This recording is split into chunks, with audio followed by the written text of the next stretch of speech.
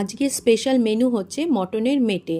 তো চলো তোমাদের সাথে শেয়ার করছি যে কি করে আমি এই মেটে চচ্চড়িটা করলাম।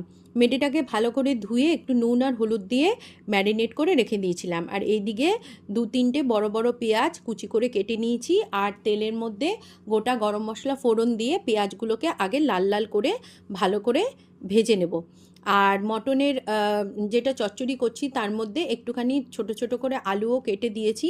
আমাদের বাড়িতে আমার ছেলে আমার হাজব্যান্ড একটু আলু না হলে ভালো বাসে না, তাই একটু ছোট ছোট করে আলু কেটে দিয়েছি। আলু আর পেঁয়াজ একসঙ্গে ভালো করে ভেজে নেব। হলুদ আর নুন দিয়ে দেব। নুন আর হলুদ দিয়েই আলু আর পেঁয়াজটাকে ভালো করে একটু লাল লাল করে ভেজে নেব।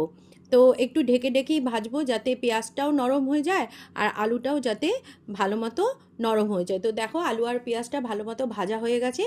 এবার ওই যে তার মধ্যে মশলা হচ্ছে মিক্সি বাটিতে 2টো বড় বড় টমেটো, আদা, রসুন, কাঁচা লঙ্কা, যে যেরকম ঝাল খাবে পরিমাণ মতো সেই পরিমাণেই কাঁচা লঙ্কা দেবে, দিয়ে পেস্ট করে নিয়েছি। নিয়ে এটাকে মশলাটাকে এবার কষাবো। তার মধ্যে একটু হলুদ গুঁড়ো, জিরে গুঁড়ো আর লঙ্কা গুঁড়ো দিয়ে দিয়েছি, আর পরিমাণ মতো নুন দিয়েছি।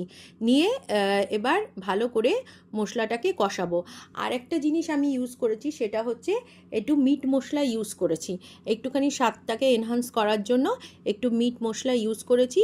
এবার মশলাটা ভালো করে কষানো হয়ে গেলে একটু তেল ছেড়ে ছেড়ে আসলে তার মধ্যে যে মেটেগুলোকে আমি নুন আর হলুদ দিয়ে ম্যারিনেট করে রেখে দিয়েছিলাম সেই মেটেগুলো এর মধ্যে দিয়ে দেবো। দিয়ে আবার ভালো করে মেটে আর মশলা দিয়ে ভালো করে কষাবো। যতক্ষণ না তেল ছেড়ে আসছে ততক্ষণ খুব ভালো করে কষাবো।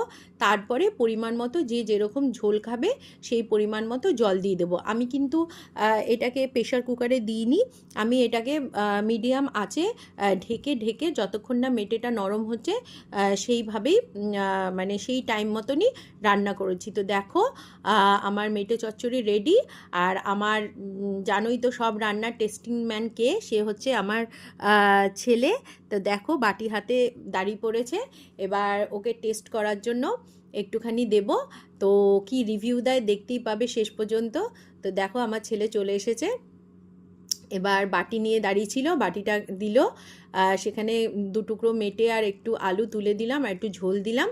ওই দেখো নিয়ে এবার টেস্ট করতে যাবে, টেস্ট করবে, তারপরে ওর রিয়াকশানটা শুধু একটু দেখবে কেমন রিয়াকশান দেয়।